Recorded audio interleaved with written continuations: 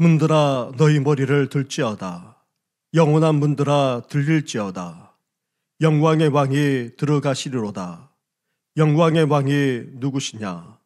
만군의 여호와께서 곧 영광의 왕이시로다.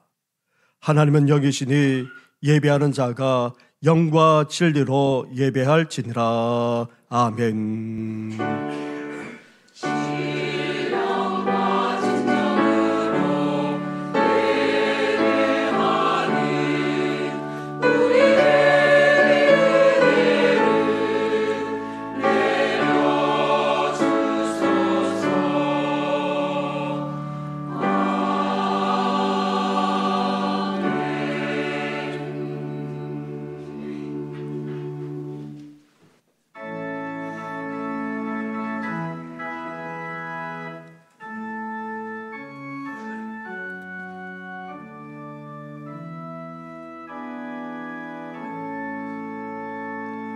성부 성자와 성령 찬송과 영광 너여보내세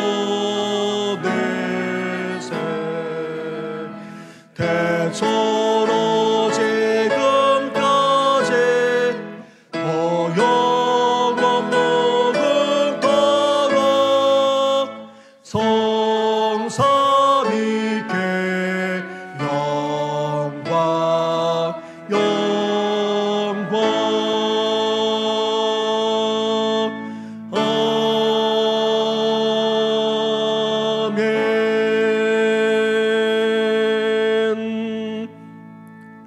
만왕의 왕이시요 만유의 주가 되시는 하나님 아버지, 꽃이 피는 계절에 종료주를 맞이하여 하나님께 나와 기쁨으로 예배하며 경배하게 하시니 감사를 드립니다.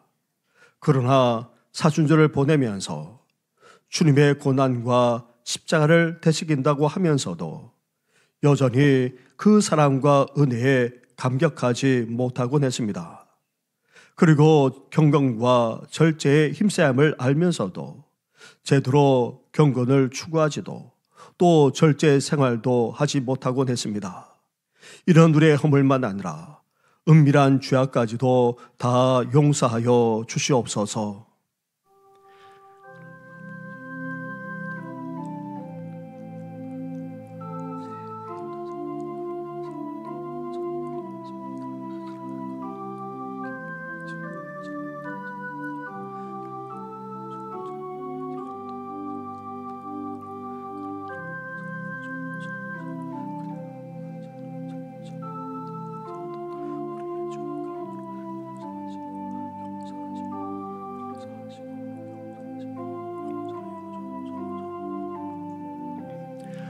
회개하며 고백하는 우리에게 주시는 하나님의 말씀이 여기에 있습니다. 우리는 다 양 같아서 그릇 행하여 각기 제 길로 갔거늘 여호와께서는 우리 모두의 죄악을 그에게 담당시키셨도다. 아멘. 이제 사도신경으로 우리 신앙을 고백하오니 나는 전능하신 아버지 하나님 천지의 창조주를 믿습니다. 나는 그의 유일하신 아들 우리 주 예수 그리스도를 믿습니다. 그는 성령으로 잉태되어 동정녀 마리아에게서 나시고 본디오 빌라도에게 고난을 받아 십자가에 못 박혀 죽으시고 장사된 지 사흘 만에 죽은 자 가운데서 다시 살아나셨으며 하늘에 오르시어 전능하신 아버지 하나님 우편에 앉아 계시다가 거기로부터 살아있는 자와 죽은 자를 심판하러 오십니다. 나는 성령을 믿으며 거룩한 공교회와 성도의 교제와 죄를 용서받는 것과 몸의 부활과 영생을 믿습니다. 아멘.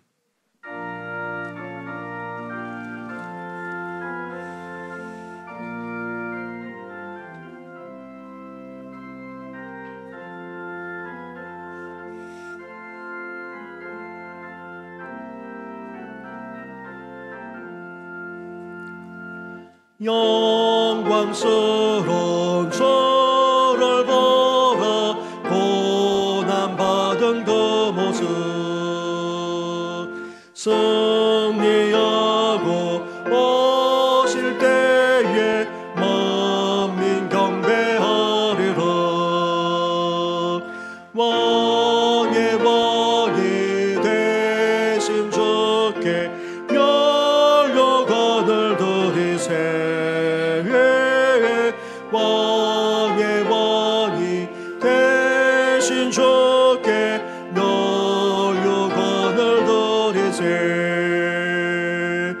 보좌 위에 계신 주께 면류관을 드리세. 천군 천사 소리 높여 주를 찬송하도다. 왕의 왕이 되신 주께 면류관을 드리세. 왕의 왕이 되신 주께 면류관을 드리세. 죄인들이 소동하며 가시관을 세웠네. 성도들과 천사들은 주의 이름 높이네. 왕의 왕이 되신 주께 면류관을 드리세. 왕의 왕이 되신 주께 면류관을 드리세. 만민들의 찬송 소리 하늘 높이 퍼진다. 하늘 보자 바라보니 기쁨할 양 없도다. 왕의 왕이 되신 주께 면류관을 드리세. 왕의 왕이 되신 주께 면류관을 드리세.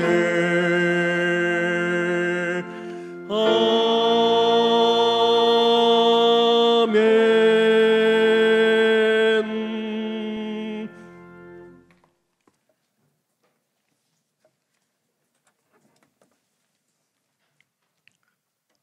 시온에 따라 크게 기뻐할지어다. 예루살렘에 따라 즐거이 부를지어다.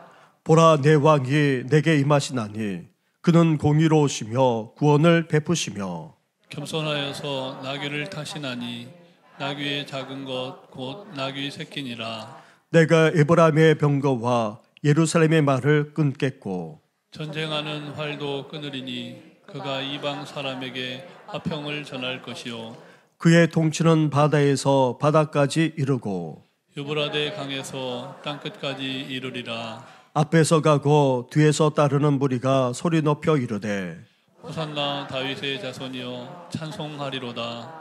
주의 이름으로 오시는 이여 가장 높은 곳에서 호산나 하더라. 아멘.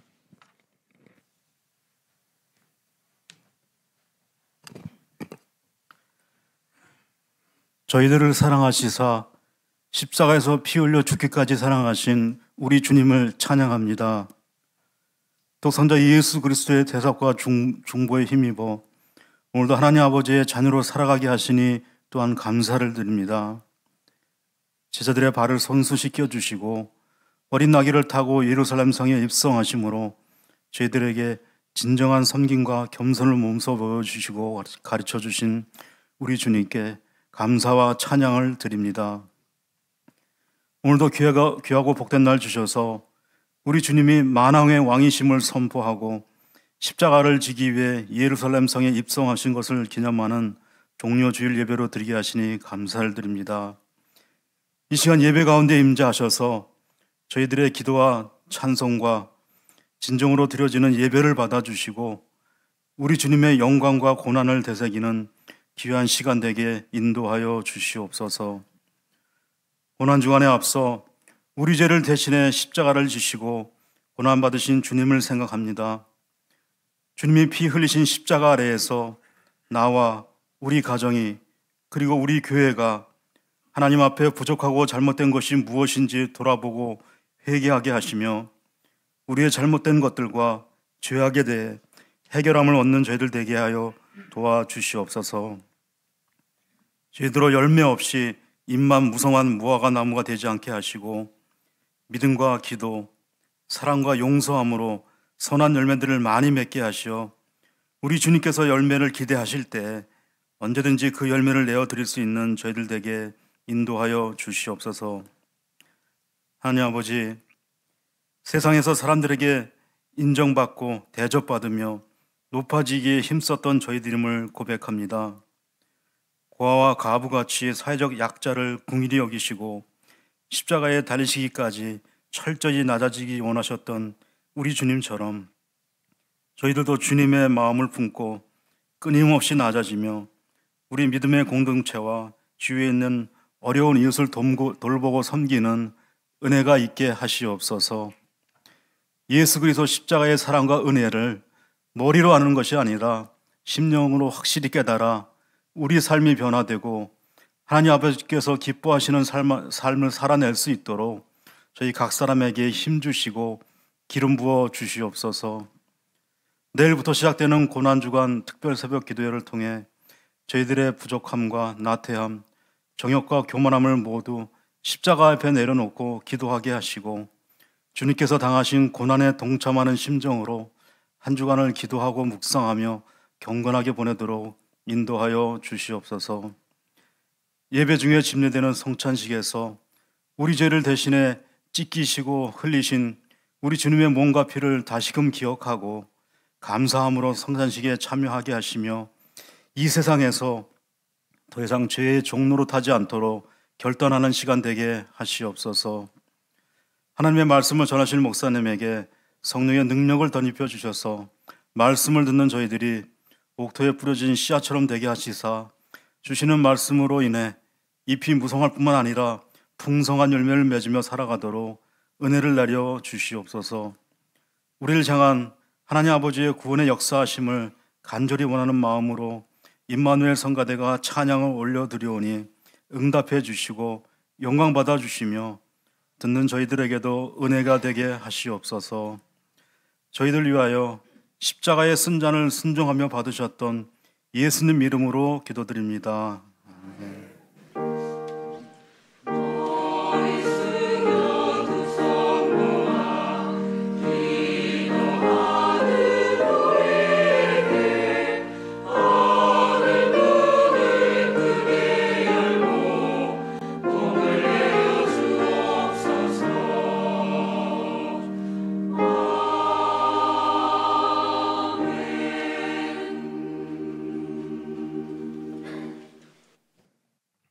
오늘 이 시간 우리에게 주시는 하나님의 말씀은 신약성경 마가복음서의 말씀입니다. 오늘은 마가복음 11장의 말씀입니다. 11장 12절부터 26절까지의 말씀을 봉독해 드리겠습니다. 이튿날 그들이 베다니에서 나왔을 때에 예수께서 시장하신지라 멀리서 잎사귀 있는 한 무화과 나무를 보시고 혹 그 나무에 무엇이 있을까 하여 가셨더니 가서 보신즉 잎사귀 외에 아무것도 없더라. 이는 무화과의 때가 아님이라. 예수께서 나무에게 말씀하여 이르시되 이제부터 영원토록 사람이 내게서 열매를 따먹지 못하리라 하시니 제자들이 이를 듣더라. 그들이 예루살렘에 들어가니라. 예수께서 성전에 들어가사 성전 안에서 매매하는 자들을 내쫓으시며 돈 바꾸는 자들의 상과 비둘기 파는 자들의 의자를 둘러 엎으시며 아무나 물건을 가지고 성전 안으로 지나다님을 허락하지 아니하시고 이에 가르쳐 이르시되 기록된 바 내 집은 만밀히 기도하는 집이라 칭함을 받으리라고 하지 아니하느냐. 너희는 강도의 소굴을 만들었도다 하시매 대제사장들과 서기관들이 듣고 예수를 어떻게 죽일까 하고 꾀하니 이는 무리가 다 그의 교훈을 놀랍게 여기므로 그를 두려워함이러라.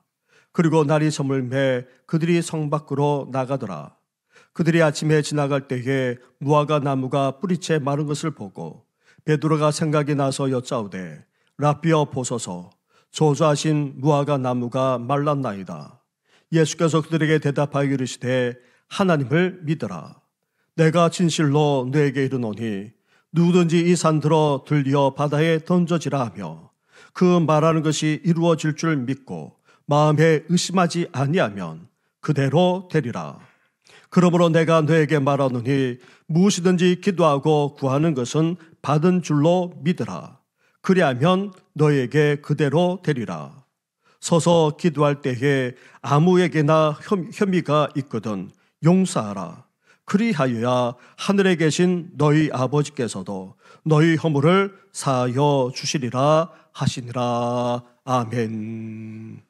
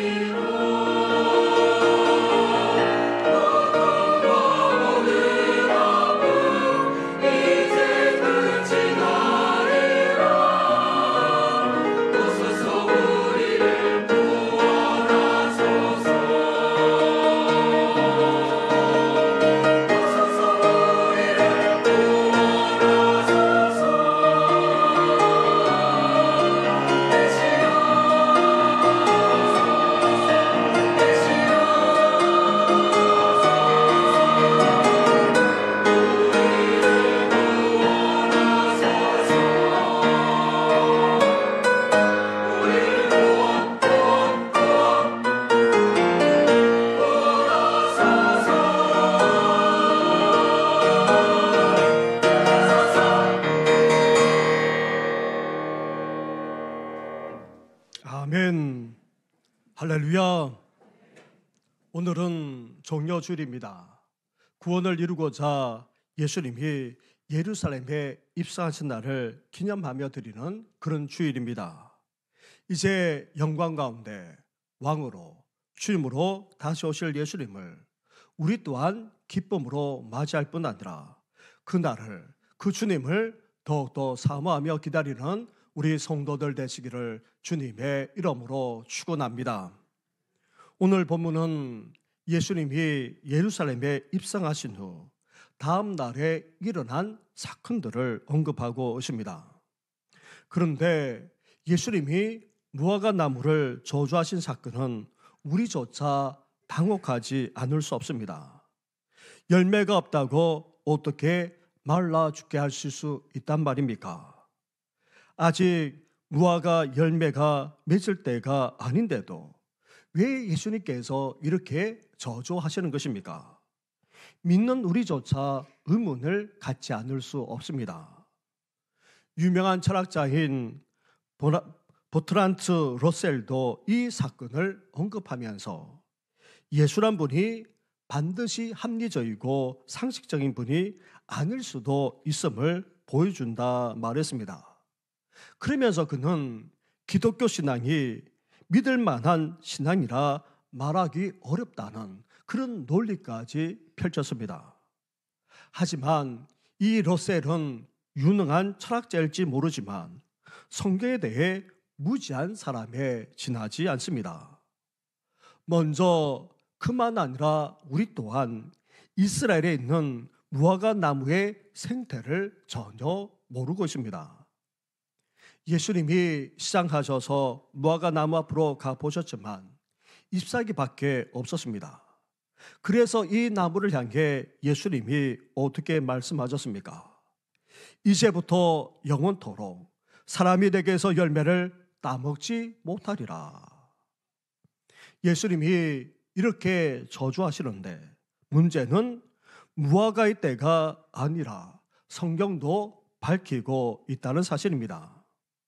무화과가 열릴 때도 아닌데 열매를 맺지 못한다고 다시는 열매를 따먹지 못하리라고 저주하셨다는 것은 우리 상식으로도 이해하기가 힘듭니다. 그런데 우리가 이렇게 생각하는 것 자체가 사실 무화과 나무의 생태를 전혀 몰라 생기는 오해이자 무지라 할 수 있습니다. 이스라엘에서 본격적으로 무화과가 열리는 시기는 6월과 7월경입니다. 그런데 놀랍게도 3월과 4월경에도 열매가 열려 따먹기도 한다는 것입니다. 심지어 철이 지났는데도 9월과 10월에도 무화과 열매를 얼마든지 따먹을 수 있다는 것입니다. 보통 열매는 여름이 지나 가을에 한 차례 따는 것으로 우리는 생각하곤 합니다.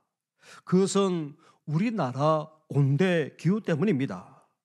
그런데 이스라엘과 중동에서는 어떤 경우 1년에 3차례 이상이나 열매를 따먹을 수 있다고 합니다. 그리고 무화과 나무에 잎사귀가 있다는 말은 이미 열매를 가지고 있다는 것을 의미합니다. 무화과 나무는 잎사귀가 나오기 전에 먼저 열매부터 맺기 때문입니다.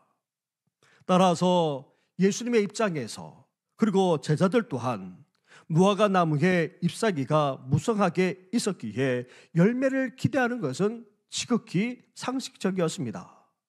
그런데 문제는 열매가 없었던 것입니다. 잎사귀가 있는데도 무화과 나무에 열매가 없다는 것이야말로 예수님만 아니라 제자들, 그 당시에 이스라엘 백성들에게는 너무나도 비정상적이었던 것입니다. 그래서 예수님이 이 나무를 저주하고 계신 것입니다. 둘째로 무화과 나무를 저주하신 사건은 예수님이 무화과 나무를 저주한 사실 그 자체보다 왜 나무를 저주하셨는지, 이 나무를 저주하신 것에는 어떤 의미가 있는지부터 아는 것이 훨씬 더 중요합니다. 예수님은 아무 생각 없이 감정대로 행하시는 분이 아니십니다. 지금 배고픈 예수님이 기분 나빠 저주하신 것도 아닙니다. 예수님은 감정대로, 그것도 즉흥적으로 기적을 행하지 않았습니다. 예수님이 행하신 기적에는 전달하려고 하는 메시지, 주님의 숨은 의도와 뜻이 담겨 있습니다. 그래서 복음서에서는 이런 예수님의 기적을 표적, 사인이라고 그렇게 표현하고 있는 것입니다. 예수님은 잎만 무성한 채 열매 없는 무화과 나무를 저주하여 메마르게 한 사건을 통해 먼저 예수님 자신이 어떤 존재인지부터 분명하게 보여주고자 하셨던 것입니다. 예수님이 무화과 나무를 향해 이제부터 열매를 맺지 못하리라 말씀하자 어떻게 되었습니까? 말씀하신 그대로 되었습니다. 예수님이 저주하신 후 다음 날 지나가는 길에 보니 무화과 나무가 다 말라 있었습니다. 20절과 21절 말씀을 보시기 바랍니다. 한 절씩 교독하도록 하겠습니다. 그들이 아침에 지나갈 때에 무화과 나무가 뿌리채 마른 것을 보고 베드로가 생각이 나서 여짜오되 라피오 보소서 저주하신 무화과 나무가 말랐나이다. 아멘. 예수님은 이 사건을 통해 자신은 구원하러 온 메시아 그리스도 정도가 아니라 이 세상을 다 만든 창조주심을 지금 보여주고 계신 것입니다. 하나님이 말씀하시자 모든 만물이 어떻게 되었습니까? 그대로 창조되지 않았습니까? 그것처럼 지금 예수님이 말씀하시자 그 말씀하신 그대로 되었던 것입니다. 예수님의 말씀의 권위는 단지 이 나무나 식물에만 나타난 것이 아닙니다. 폭풍으로 몰아치는 파도와 바람도 예수님께서 부딪자 어떻게 되었습니까? 잔잔하게 되고 말았습니다. 그리고 귀신을 향해서도 명령하자 어떻게 되었습니까? 모든 귀신들이 다 떠나가고 말았던 것입니다. 병든 환자들만 아니라 죽은 사람들까지도 일어나라 말씀하셨을 때에 그대로 되었던 것입니다. 이렇게 무화과 사건을 통해 먼저 예수님 자신의 말로 구원주일 뿐 아니라 이 세상을 다 만든 창조주이심을 지금 분명하게 선포하고 계신 것입니다. 그리고 자신이 창조주이자 이 쌍 만물을 주관하시는 전능하신 하나님이요 나아가 모든 것을 판단하시는 창조주 하나님이 되심을 지금 보여주고 있는 것입니다. 사랑하는 성도 여러분, 우리가 믿는 예수님은 이렇게 구원하러 오신 메시아 그리스도 정도가 아닙니다. 창조주 하나님이십니다. 이 세상 모든 만물을 다 다스리는 전능하신 하나님이십니다. 나아가 세상 모든 것을 다 판단하시고 심판하시기까지 하시는 하나님이십니다. 따라서 우리 또한 예수님을 향하여 창조주이자 전능하신 하나님, 이 세상만 아니라 우리까지도 심판하시는 심판주이심을 우리는 분명하게 잊지 말고 기억할 수 있어야 합니다. 오늘도 이러한 주님을 진정으로 경외하면서 두려워하며 살아나는 우리 성도들 되시기를 주님의 이름으로 축원합니다. 그리고 전날 아침까지 무성하기만 했던 무화과 나무가 예수님의 저주가 있은 후 다음날 지나갈 때에 어떻게 되었습니까? 다 말라 죽고 말았습니다. 아예 뿌리채 마르는 놀라운 기적이 일어났던 것입니다. 이 기적 앞에 제자들은 놀라지 않을 수 없었습니다. 그러자 제자들에게 예수님이 어떻게 말씀하고 계십니까? 22절과 23절 말씀을 한 절씩 교독하도록 하겠습니다. 예수께서 그들에게 대답하여 이르시되 하나님을 믿으라. 내가 진실로 너희에게 이르노니 누구든지 이 산더러 들리어 바다에 던져지라 하며 그 말하는 것이 이루어질 줄 믿고 마음에 의심하지 아니하면 그대로 되리라. 아멘. 우리 삶 속에서도 이런 놀라운 기적이 일어나려면 어때야 됩니까? 하나님을 믿는 분명한 믿음이 있어야 한다는 것입니다. 우리가 하나님을 믿기만 하면 된다는 것입니다. 믿음으로 하나님을 붙들 뿐 아니라 믿음으로 하나님만 의지해야 한다는 것입니다. 그럴 때에 하나님이 이루어 주시는 놀라운 역사가 일어나게 된다는 것입니다. 그래서 야고보서 1장 6절에 오직 믿음으로 구하고 조금도 의심하지 말라 말씀하고 있습니다. 사도 바울은 자신이 보낸 서신서에서 오직 의인은 믿음으로 말미암아 살리라, 그것도 두 번이나 말했을 뿐 아니라 자신이 보낸 서신서마다 믿음을 강조하고 있는 이유 또한 바로 여기에 있습니다. 사랑하는 성도 여러분, 이런 놀라운 기적과 같은 하나님의 역사가 우리 삶 속에 펼쳐지기를 원한다면 무엇보다도 우리 안에 믿음이 있어야 합니다. 믿음이 전제되어야 한다는 것입니다. 하나님의 역사 주시를 믿고 의심하지 않으면 이 모든 것을 반드시 이루어 주실 줄 믿습니다. 우리가 구원받을 때에도, 신앙생활을 해 나갈 때에도, 특히 시련을 겪고 있을 때에도, 나아가 주님의 사명까지 감당할 때에도 어때야 됩니까? 변함없는 믿음이 우리 가운데 있어야 한다는 것입니다. 하나님을 전적으로 믿고 의지함으로 우리 삶 속에 이런 놀라운 하나님의 역사가 펼쳐지기를 주님의 이름으로 축원합니다. 그리고 예수님은 계속해서 이 믿음을 기도와 연결시켜서 말씀하고 계십니다. 24절 말씀을 보십시오. 24절을 함께 같이 하겠습니다. 시작. 그러므로 내가 너희에게 말하노니 무엇이든지 기도하고 구하는 것은 받은 줄로 믿으라. 그리하면 너희에게 그대로 되리라. 아멘. 이런 놀라운 기적과 같은 하나님의 역사가 우리 삶 속에 펼쳐지려면 믿음이 전제되어야 하고, 또 우리 기도 생활에도 믿음이 담겨져야 한다는 것입니다.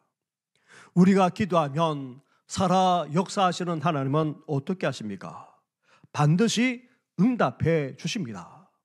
우리가 구한 것에 대해 하나님은 후히 주시고 더 좋은 것을 주실 뿐 아니라 넘치도록 주시는 분이 바로 우리 하나님이십니다. 그러기에 기도하고 간구한 것을 이미 받은 줄로 믿으라 촉구하고 계십니다. 그런 믿음을 가지고 기도하게 되면 그대로대로 역사를 허락해 주시겠다는 것입니다. 사랑하는 성도 여러분, 우리는 평소에도 믿음으로 살아가야 합니다. 특히 기도할 때에 믿음으로 나아가야 합니다. 전능하신 하나님이 응답해 주시고 역사해 주셔서 우리가 구하는 것보다도 더 좋은 것을 주실 것이라는 분명한 믿음을 가지고 우리는 하나님께 아뢰 수 있어야 하는 것입니다. 아니, 우리가 구한 것은 이미 응답해 주셨고 이미 성취하도록 하나님이 역사해 주셨다는 사실을 우리는 믿고 이를 주장하면서 나아갈 수 있어야 합니다. 이렇게 분명한 믿음을 가지고 간절하게 기도함으로 응답받을 뿐 아니라 놀라운 축복의 역사가 펼쳐지기를 주님의 이름으로 축원합니다. 무화과 나무를 저주하신 사건을 통해 예수님이 주시는 두 번째 큰 메시지는 이스라엘 백성의 내용 같고 또 형식뿐인 그 신앙에 대해 심판하겠다는 것입니다. 성경에서 무화과 나무는 이스라엘을 상징할 때가 적지 않습니다. 그런데 오늘 본문에 나오는 무화과 나무는 어떠합니까? 잎만 무성합니다. 열매 하나 없을 정도입니다. 이것은 당시 하나님의 백성인 이스라엘의 신앙 상태가 어떠한지를 상징적으로 보여주고 있습니다. 겉으로는 그럴듯합니다. 무성합니다. 하지만 그 속에는 어떠합니까? 아무것도 없습니다. 아무 열매도 없습니다. 형식만 있을 뿐 생명도 열매도 없다는 것입니다. 우리는 이것을 예수님이 무화과 나무를 저주하는 내용과 또 무화과 나무가 뿌리채 말라 죽은 사건 사이에 언급하고 있는 성전을 정결하게 하신 사건을 통해 확인할 수 있습니다. 본래 성전은 어떤 곳입니까? 예수님이 이사야 선지자의 말을 인용해 말씀하시는 것처럼 성전은 내 집은 만밀히 기도하는 집이라 할 수 있습니다. 먼저 성전을 가리켜 예수님은 내 집이라 말씀하고 계십니다. 다시 말하면 하나님의 집으로서 하나님의 소유라는 것을 먼저 분명히 하고 있습니다. 성전은 당시 제사장이나 레위인들의 집이 아닙니다. 그리고 하나님의 백성인 이스라엘의 집 또한 아닙니다. 그렇다고 해서 46년 동안이나 이 성전을 건축하고 있는 헤롯 왕의 집은 더더욱 아닙니다. 성전은 대체 누구의 집입니까? 그 누구도 아닌 하나님의 집이요, 하나님의 소유입니다. 둘째로 예수님은 성전을 내 집이라 말씀하시면서 거주하는 집처럼 성전은 하나님의 임재, 하나님의 충만으로 가득한 곳이라 말씀하고 계십니다. 그래서 성전에서 우리는 주님을 만날 수 있을 뿐만 아니라 주님을 체험할 수 있는 것입니다. 셋째로 성전을 가리켜서 예수님은 기도하는 집이라 말씀하고 계십니다. 우리는 여기서 기도를 일방적으로 하나님께 아뢰는 것으로 생각하는 경향이 적지 않은데, 여기서 말하는 기도는 하나님과의 관계, 하나님과의 교제를 의미합니다. 하나님을 만나 하나님과의 관계를 회복할 뿐 아니라 하나님과 커뮤니케이션, 교제할 수 있는 곳이 바로 성전이라는 것입니다. 그러면서도 하나님께 우리 필요까지 간구하며 아뢰 수 있는 곳이 바로 성전이라는 것입니다. 넷째로 성전은 어떤 집입니까? 그것도 그냥 기도하는 집이 아닙니다. 만민이 기도하는 집이라 예수님께서 말씀하고 계십니다. 하나님의 백성인 이스라엘만 드나들 수 있는 그런 곳이 아니라는 말입니다. 이제 모든 족속, 모든 혈방까지도 다 하나님께 나아갈 수 있고 하나님을 만나 관계를 회복할 뿐 아니라 살아 역사하시는 그 하나님과 교제할 수 있는 곳이 되었다는 것입니다. 이렇게 성전은 하나님이 주인이시고 하나님의 임재로 충만한 곳이기에 우리는 성전과 같은 이 교회에서 얼마든지 하나님을 만나고 하나님과 교제할 수 있습니다. 나아가 하나님과의 관계를 회복하고 교제할 뿐 아니라 이제 이방인들, 전혀 하나님을 알지 못하는 심령들만 아니라 모든 족속, 모든 열방까지도 다 하나님께 나아갈 수 있도록 쓰임 받는 것이 바로 성전과 같은 교회라 할 수 있습니다. 그런데 이런 성전이 되어야 될 당시 성전은 어땠습니까? 이스라엘 백성들이 입만 무성한 채 열매 없는 신앙인으로 전락할 수밖에 없었던 것은 다름 아닌 바로 성전이 부패해 있었기 때문입니다. 당시 제사장과 레위인들은 상인들과 결탁하여 막대한 이익을 취하고 있었습니다. 유대인들이 예배하러 올라오면 이방인의 뜰에서 흠없는 재물을 반드시 사야만 했습니다. 아무리 귀한 예물을 가지고 온다 할지라도 성전에서 사지 않으면 제사조차 드리지 못하게 했습니다. 그리고 헌금할 때에도 당시 통용되던 그런 헬라의 돈이 아니라 성전에서만 사용할 수 있도록 바꾼 그런 성전 돈으로만 드리게 했던 것입니다. 이렇게 한 것은 온전하고도 거룩한 예물을 드리도록 하려고 하는 의도가 있었습니다. 그런데 제사장과 레위인들은 이를 이용하여 상인들과 독점 거래를 하고는 막대한 리베이트, 뇌물을 받아 먹었던 것입니다. 상인들도 통리를 취하면서 예배에는 안중에 없었습니다. 돈벌이에만 회란이 되었습니다. 심지어 흠많은 그런 재물까지 하나님께 드리는 일까지 벌어지게 된 것입니다. 이러한 사실을 꿰뚫어 보신 예수님이 어떻게 하셨습니까? 15절과 16절 말씀을 한 절씩 교독하도록 하겠습니다. 그들이 예루살렘에 들어가니라. 예수께서 성전에 들어가사 성전 안에서 매매하는 자들을 내쫓으시며 돈 바꾸는 자들의 상과 비둘기 파는 자들의 의자를 둘러 엎으시며 아무나 물건을 가지고 성전 안으로 지나다님을 허락하지 아니하시고. 아멘. 하나님의 거룩한 성전에서 온갖 불법과 죄악이 난무한 상황을 예수님은 지켜만 볼 수가 없었습니다. 성전에 들어가져서 다 내쫓았습니다. 다 엎어버렸습니다. 그러면서 성전을 강도의 소굴로 만들었다. 역정을 내셨습니다.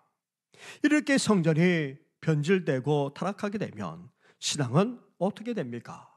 아무런 열매가 있을 수 없습니다. 겉으로는 번지르합니다. 화려한 것처럼 보입니다. 그러나 그 속에 아무런 생명이 없었습니다. 오히려 그 속에 타락하고 부패해져 있었던 것입니다. 그것도 무려 46년 동안이나 계속해서 성전을 지을 정도로 그 성전이 얼마나 크고 웅장했는지 모릅니다. 솔로몬 성전보다도 더 화려했다고 합니다. 심지어 성전의 지붕은 금으로 다 입힐 정도였다고 합니다. 하지만 그렇게 아름답고 웅장하고 대단한 성전이 그 속에는 타락과 부패가 넘쳐나고 있었던 것입니다. 따라서 열매 없는 것은 당연할 수밖에 없는 것이었습니다. 사랑하는 성도 여러분, 지난 두세 달 동안 여러분들을 만났고 또 전화까지 해 주셨습니다. 짧게는 30분, 1시간이 지나서 1시간이 아니라 두세 시간 동안 그렇게 말씀해 주시는 분들도 계셨습니다. 여러 조언과 함께 저의 부족함에 대해서 말씀해 주셨습니다. 그런데 제 부족함이 30분, 한두 시간 이야기하는 것으로 끝나겠습니까? 수십 가지가 아니라 100가지도 넘겠지요. 아니, 하나님이 보실 때는 수백 가지도 더 될 것입니다. 저야 앞만 보고 있으니 제 모습을 제대로 보지 못합니다. 하지만 앞에서만 아니라 옆에서, 양옆에서, 뒤에서, 정면만 아니라 위에서도 아래에서도 사방 여러 곳에서 다 보고 계시니 수십 개가 아니라 수백 가지도 더 될 것입니다. 성도들의 존경과 사랑을 받는 목회자가 되어야 하는데 주님의 성품과 인격으로 더욱 빚어지지 못해서 정말 죄송하기 그지없습니다. 사랑하는 성도 여러분, 저를 포함해 우리 모두 어떠합니까? 주님의 인격과 성품만 아니라 주님이 찾으시는 열매를 얼마나 맺으면서 살아가고 있습니까? 주님이 우리에게서 열매를 찾으시면 그 열매가 제대로 있기나 하겠습니까? 사랑과 희락과 화평, 오래 참음과 자비와 양성, 충성과 온유와 절제와 같은 그런 성령의 열매를 주렁주렁 맺고 있노라. 우리 가운데 누가 감히 이렇게 장담할 수 있으며 또 이를 보여줄 수 있겠습니까? 나아가 우리 교회가 본래의 성전처럼 교회답지 않으면 안 됩니다. 옛 성전이나 오늘날의 교회가 어떠합니까?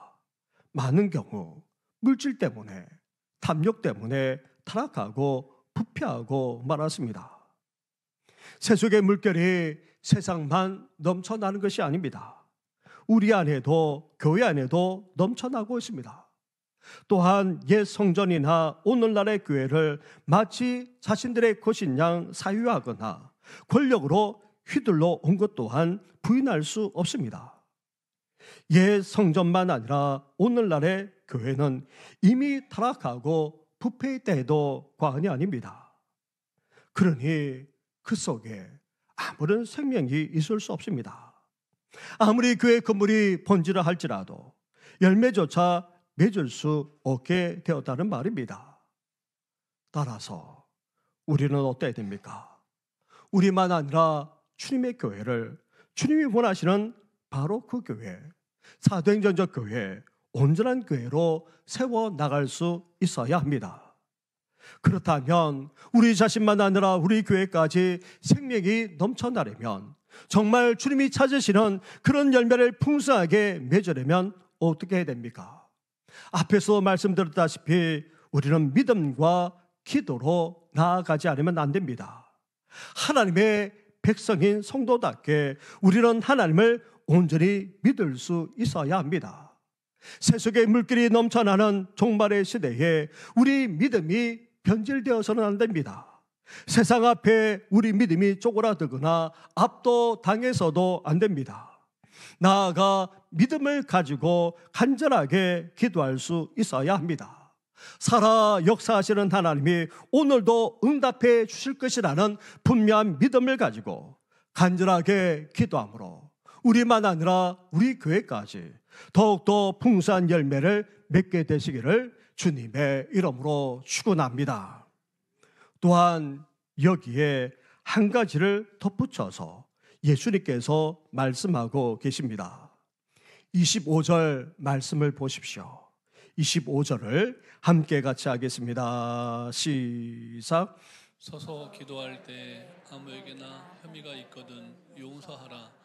그리하여야 하늘에 계신 너희 아버지께서도 너희 허물을 사하여 주시리라 하시니라. 아멘.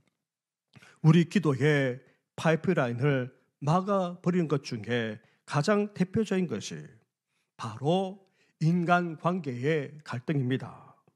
특히 이웃에 대한 미움이 있다면, 그리고 용서치 못하는 미움이 있다면 그것은 우리 기도의 파이프라인을 막을 뿐 아니라 아예 열매 맺지 못하게 하는 것입니다. 어떤 목사님이 고위 관료를 지낸 한 유명 인사를 구치소에서 뵙고 왔습니다. 그분은 정말 억울하게 감옥에 갇혀 있었습니다. 그 속에서도 그분은 성경을 읽으면서 또 읽고 있었고, 그런데 그 옆에 놓여있는 기도 제목을 목사님이 보고는 오히려 감사해 했다는 것입니다. 억울하게 자신이 감옥에 갇혀 있는데도 불구하고 자신이 용서해야 될 사람들의 이름들을 하나하나 적어놓고 오히려 기도하고 있었기 때문입니다. 사랑하는 성도 여러분, 종료주일 주님을 기쁨으로 맞이하면서 우리는 분명하게 예수님에 대해서 고백할 수 있어야 합니다. 예수님은 우리를 구원하러 오신 메시아, 그리스도 구원자이십니다. 그런데 그 정도가 아닙니다. 예수님은 어떤 분이십니까? 이 세상 모든 만물을 다 만드신 창조주이십니다. 그리고 이 세상만 아니라 우리까지도 다 주관하시는 전능하신 하나님이십니다. 나아가 이제 이 세상만 아니라 우리까지도 판단하시고 심판하시는 심판주 하나님이 되십니다. 이러한 예수님을 우리는 분명하게 고백할 수 있어야 합니다.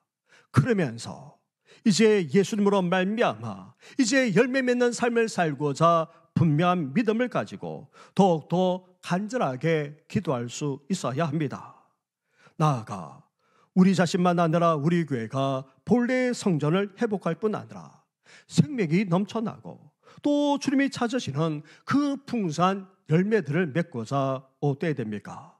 하나님을 더욱더 온전하게 믿을 뿐 아니라 기도할 수 있어야 합니다. 나아가 용서하는 삶까지 살 수 있어야 하는 것입니다. 그러므로 말미암아 풍성한 열매를 맺어 하나님께 영광 올려드리는 우리 모든 성도들 되시기를 주님의 이름으로 축원합니다. 기도드리겠습니다.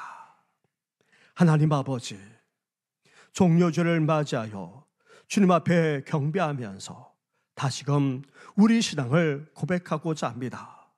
예수님은 우리의 구원자일 뿐 아니라 이 세상을 창조하신 하나님이십니다.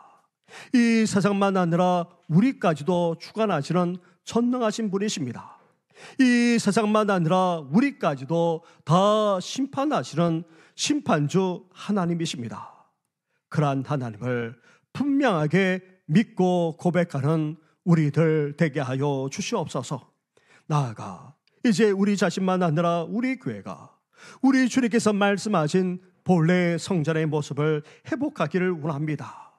생명이 넘쳐날 뿐 아니라 주님이 찾으시는 그 풍성한 열매까지 더욱더 맺기를 소망하오니 우리 주님을 더욱더 확실하게 믿을 뿐 아니라 기도하게 하여 주시고 더욱더 용서하며 살아나는 우리들 되게 하여 주시옵소서. 이 모든 것 예수님의 이름으로 기도드립니다. 아멘. 함께 찬양드리며 성찬식으로 나아가도록 하겠습니다. 찬송가 228장 1절과 2절을 찬양드리겠습니다.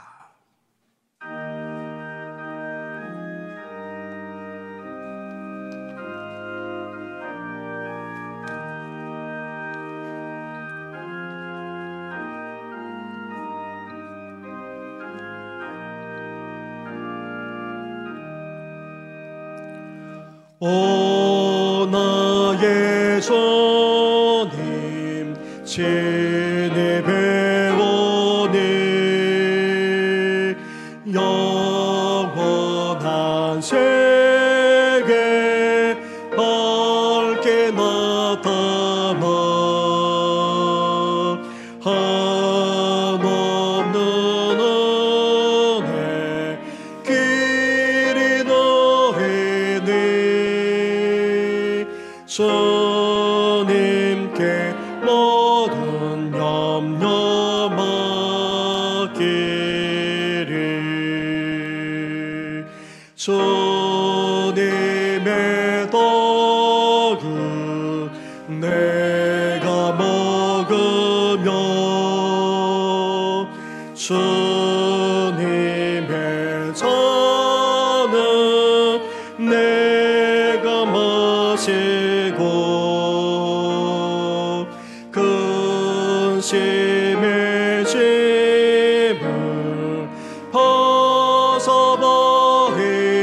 벗어버리니 세상 바다 내 맘 새롭다.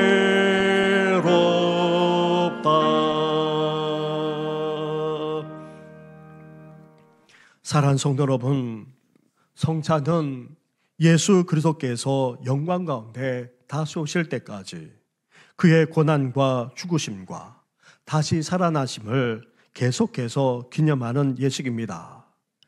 이 성찬을 통해 우리는 죄를 이기게 됩니다. 그리고 성찬을 통해 모든 고난에서도 굳건하게 서게 되고 강하게 됩니다. 또한 믿음으로 이 세상을 살아갈 수 있는 힘을 얻게 되고 마음의 평안과 영생의 소망까지 확실하게 갖게 됩니다. 이런 무한한 유익과 축복을 주는 이 성찬에 우리 성도님들 참여하심으로 더 주님 앞에 가까이 나아가시기를 주님의 이름으로 축원합니다. 고린도전서 성찬과 관련된 말씀은 고린도전서 11장 23절부터 29절의 말씀입니다. 내가 너에게 전한 것은 주께 받은 것이니 곧 주 예수께서 잡히시던 밤에 떡을 가지사 축사하시고 떼어 이르시되 이것은 너희를 위하는 내 몸이니 이것을 행하여 나를 기념하라 하시고 식후에 또한 그와 같이 잔을 가지시고 이르시되 이 잔은 내 피로 세운 새 언약이니 이것을 행하여 마실 때마다 나를 기념하라 하셨으니 너희가 이 떡을 먹으며 이 잔을 마실 때마다 주의 죽으심을 그가 오실 때까지 전하는 것이니라. 그러므로 누구든지 주의 떡이나 잔을 합당하지 않게 먹고 마시는 자는 주의 몸과 피에 대하여 죄를 짓는 것이니라. 사람이 자기를 살피고 그 후에야 이 떡을 먹고 이 잔을 마실지니 주의 몸을 분별하지 못하고 먹고 마시는 자는 자기의 죄를 먹고 마시는 것이니라. 아멘. 성찬에 참여할 수 있는 분은 세례를 받았거나 입교를 하신 분들만 가능합니다. 세례를 받고 입교를 하신 분은 오른손을 들어서 표해 주시기 바랍니다. 우리 중고등부 학생들도 성찬에 참여하고자 왔는데 오른손을 드신 분들만 성찬에 참여하도록 하겠습니다. 장로님들 나오셔서 분병 분잔을 준비해 주시기 바랍니다.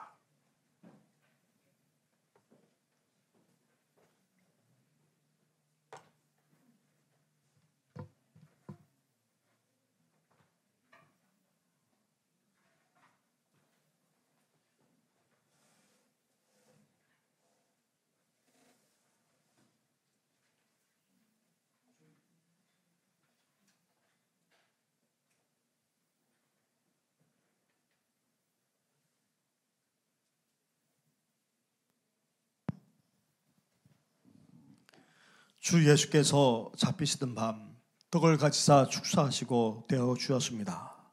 이 시간 주님의 이름으로 떡을 나누고자 합니다. 지키신 몸을 기념하면서 이 떡에 참여하시길 바랍니다. 기도드리겠습니다. 하나님 아버지, 이것은 나의 몸이라 너를 위하여 주는 것이니 이를 행하여 기념하라. 예수님이 말씀하신 그대로 이 시간 주님의 떡을 떼고자 합니다. 우리를 위해서 이 세상에 오셨고 그 무거운 십자가를 지고 골고다 언덕을 오르셨을 뿐 아니라 십자가에 달리시고 지키시기까지 하지 않았습니까? 그러한 주님을 기억하면서 이 떡에 참여하게 하여 주시고 이 떡이 영생의 떡이 되게 하여 주시옵소서. 예수님의 이름으로 기도드립니다. 아멘.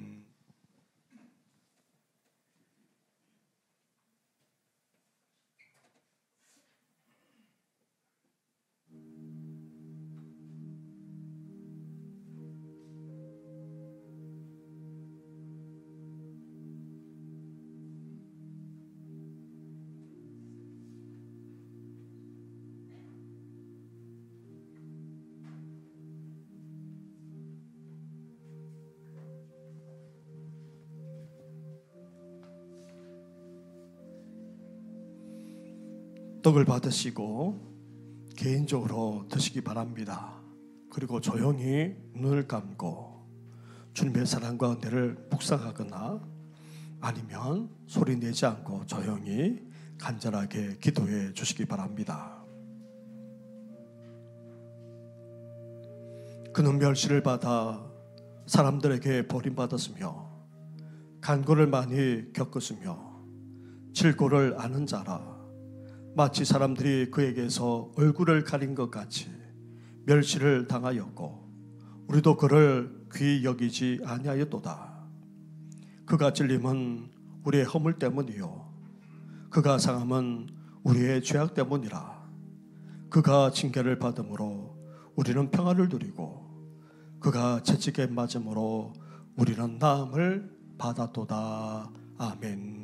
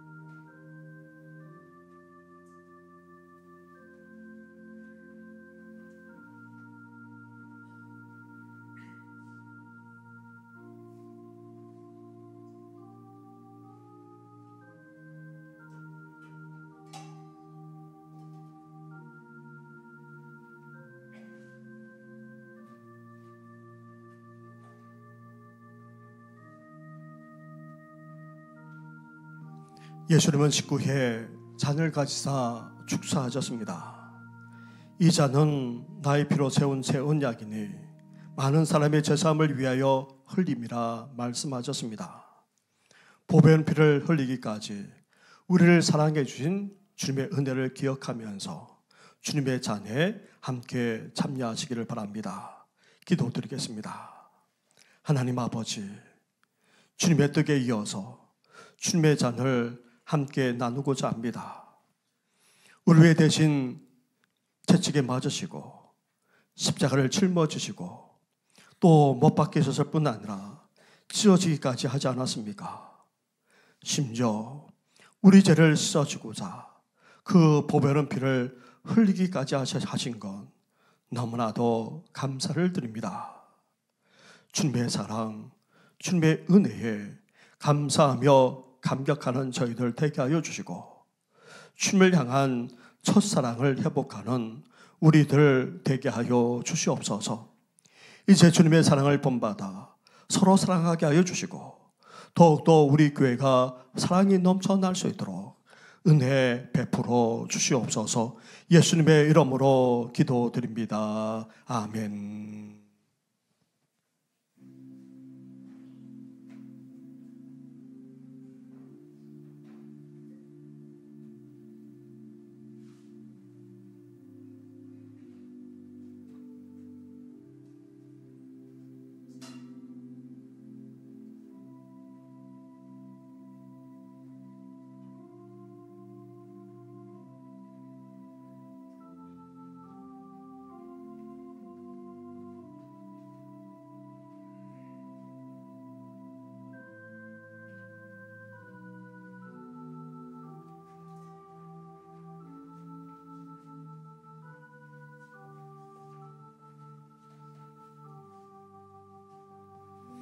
떡과 같이 잔을 받으시고 개인적으로 드시기 바랍니다. 그러면서 주님의 사랑과 은혜를 묵상하거나 조용히 하나님 앞에 기도하며 나아가시길 바랍니다.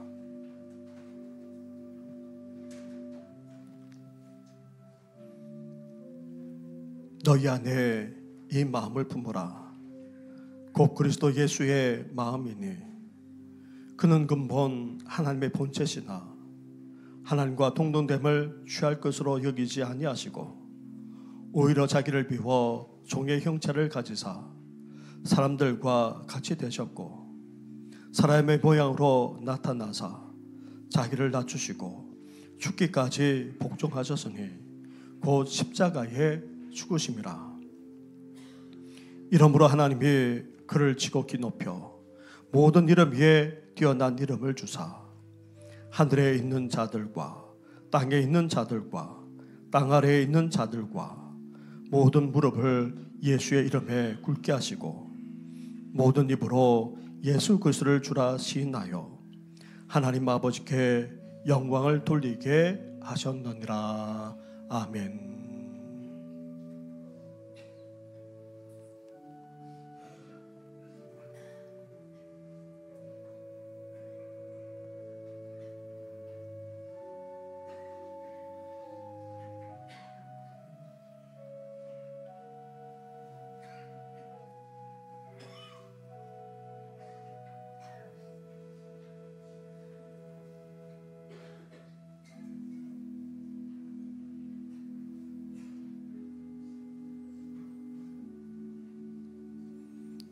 떡을 받으셨는데 혹 잔을 받지 못하신 분이 계시면 손을 들어 표해 주시기 바랍니다.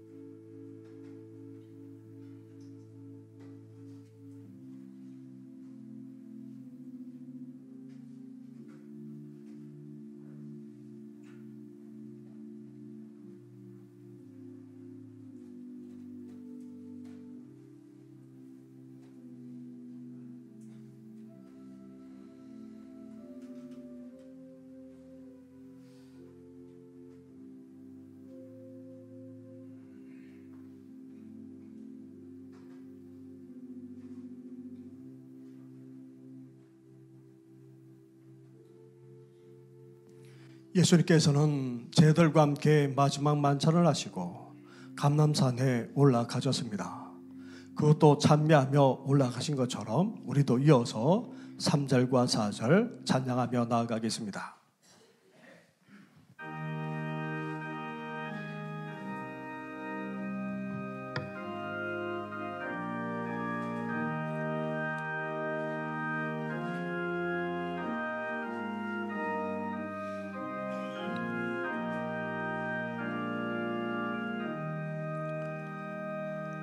주에서 도움 없소서. 주님의 발에 의지합니다. 주 권능으로 힘이 솟아서 주 안에 내가 만족합니다.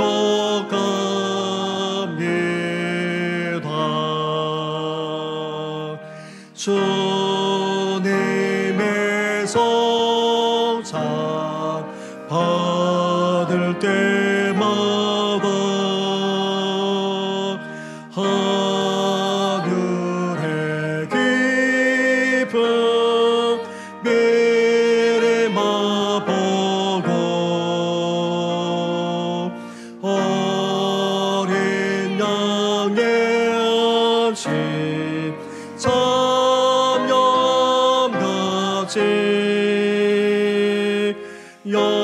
영원한 복을 내가 누리리.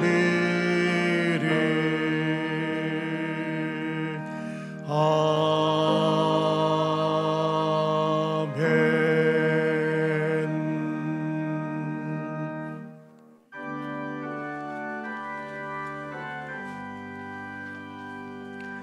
만 가지 은혜를 받았으니 내 평생 슬프나 즐거우나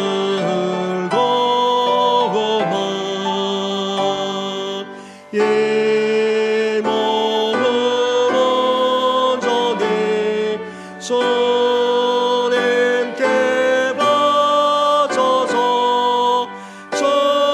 주님만 위하여 늘 살겠네. 말할 수 없는 사랑과 은혜만 아니라 복까지도 허락하시는 전능하신 하나님 아버지, 이렇게 종려주일 주님 앞에 나와 예배할 뿐 아니라 성찬식에까지 참여하게 하시니 너무나도 감사를 드립니다. 하나님, 이런 은혜를 우리에게 베풀어 주셨사오니 그 은혜 앞에 늘 하나님만 경외하며 살아가게 하여 주시고, 더 나아가 하나님 앞에 귀하게 드리는 손길마다 우리 주님께서 더욱더 복되게 하여 주시옵소서. 하나님 아버지, 이제 열매 맺는 삶을 살아가기를 원합니다. 하나님을 범사에 인정하게 하여 주시고, 그러한 주님을 분명하게 고백하는 저희들 될 뿐만 아니라 이제 그러한 하나님 안에서 믿음과 기도로 용서함으로 더욱더 열매 맺는 우리와 우리 가정, 우리 교회만 아니라 온 성도들, 우리 다음 세대들이 다 되게 하여 주시옵소서. 하나님 아버지, 오랫동안 병사에 계시다가 주님 앞에 나온 성도들이 계십니다.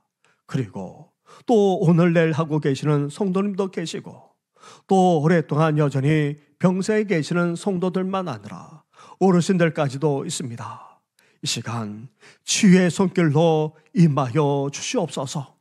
우리를 불쌍히 여겨 주셔서 이제 이 질병에서 노임받게 하여 주시고, 나아가 우리를 주자는 모든 연약함만 아니라 모든 질병과 어둠의 권세가 예수의 이름으로 떠나가게 하여 주시옵소서. 이 모든 건 예수님의 이름으로 축복하며 기도드립니다. 아멘. 할렐루야. 우리 옆에 분, 앞에 있는 분하고 인사 나누겠습니다. 축복합니다. 사랑합니다. 늘 강건하시길 바랍니다. 오래간만에 뵈서 너무나도 반갑습니다. 우리 다음 주일은 이제 고난주간이 시작됩니다. 한 주간 동안 주님의 고난과 십자가를 생각하면서 그리고 주님의 은혜와 그 사랑을 되새기고자 함께 새벽을 깨우며 나아가고자 합니다. 우리 매년마다 월드 비전에서 제공하는 이 책자를 활용해서 가상 실현과 선교적 삶이라는 그런 주제를 가지고 함께 나누고자 합니다. 가상 실현과 관련된 말씀만 아니라 선교와 관련된 내용이 나와 있고, 그러면서 고난주간 한 주간 동안 어떻게 또 생활에 나가야 하는지에 대한 가이드도 그렇게 되어 있습니다. 바라기는 집에 가셔서 이 책을 꼭 읽어보시고 또 이 책대로 그렇게 해주시면 감사하겠습니다. 그러면서 돌아오는 주일은 부활절입니다. 우리 교회는 부활절마다 새벽에 함께 나와 축하 감사 예배를 드려왔습니다. 그래서 올해도 새벽 5시에 함께 이 새벽에 부활절 주일날 다 같이 예배를 드리고자 합니다. 그래서 주일 오후 찬양 예배는 따로 없습니다. 우리 함께 새벽에 모여서 부활하신 주님을 가장 먼저 만나는 심정으로 함께 예배 드려주시기 바랍니다. 그러면서 부활절 총동원주일로 지킵니다. 사랑하는 우리 가족과 자녀들만 아니라 구역 식구들 그리고 우리 이웃들까지 초대해서 함께 예배 드릴 수 있도록 해주시면 감사하겠습니다. 특히 고난주간 특별 새벽 기도의 기도 담당자와 또 찬양하는 구역이 우리 주보를 펼쳐보시면 가운데 아래에 나와 있습니다. 해당되시는 구역은 꼭 그날 빠지지 마시고 나와주시면 감사하겠습니다. 우리 새가족들 중에서 어디서 찬양하는지를 몰라서 그렇게 새벽에 나오셨다가도 같이 찬양을 못하시는 분들이 계시는데, 우리 구역 식구들에게 말씀해 주시고 우리 여기 앞자리 우리 중고등학생들이 앞에 앉아있는 이 앞자리에 우리 앉으셔서 같이 찬양도 해주시면 감사하겠습니다. 그리고 예배 후에 한나 여전도에 안수 집사회 마리아 여전도회가 각각 원래가 있는 것 잊지 마시고 또 함께 해주시면 감사하겠습니다.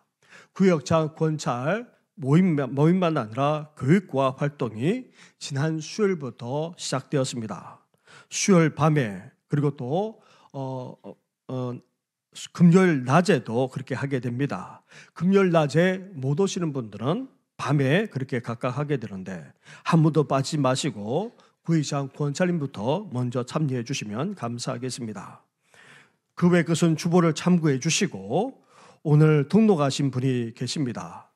우리 최정숙 교우님 한번 자리에 한번 일어나 주시겠습니까? 네, 최정숙 교우님 앞 계시네. 네, 우리 환영의 박수 하도록 하겠습니다. 네, 자리에 앉아 주시고요. 예, 더불어서 우리 안수 집사님 가운데 김건두 집사님이 계십니다. 김건두 집사님의 집이 아주 멀리 계시다 보니 혼자서 일부에 나오기도 하시고 또 이렇게 찬양대도 수곤하셨는데, 올해부터는 부인 되시는 우리 집사님도 저희 교회에 함께 그렇게 나오고 계십니다. 우리 김연숙 집사님이시죠? 한번 두 분 한번 같이 한번 일어나 보시죠. 네, 한번 일어나 보시죠. 네, 같이 우리 한번 우리 김연숙 집사님 우리 축복의 박수하도록 하겠습니다. 감사합니다. 함께 찬양함으로 나아가겠습니다.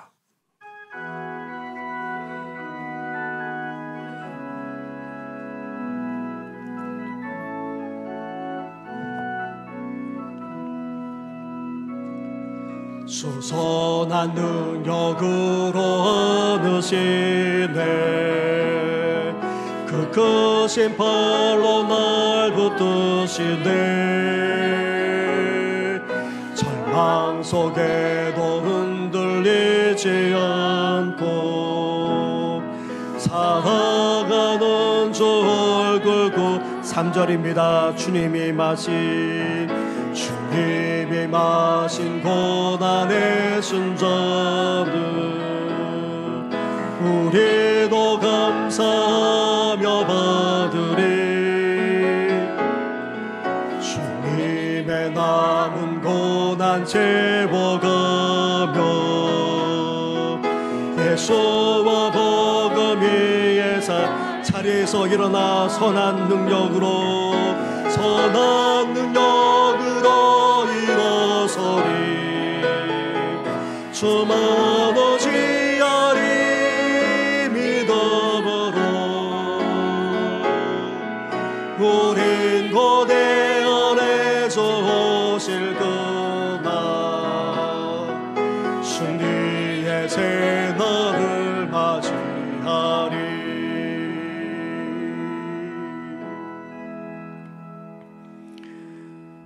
이제는 우리 주 예수 그리스도의 은혜와 하나님 아버지의 사랑과 성령의 교통하심이 놀라운 기적과 같이 하나님의 놀라운 역사가 우리 삶에 일어나기를 소망하며 이제 주님을 분명하게 믿고 기도할 뿐 아니라 이제 더욱더 풍성한 열매를 맺고자 용서하는 삶까지 살아가고자 하는 우리 모든 성도들 위해 영원토록 함께 하시기를 간절히 축원하옵나이다. 아멘.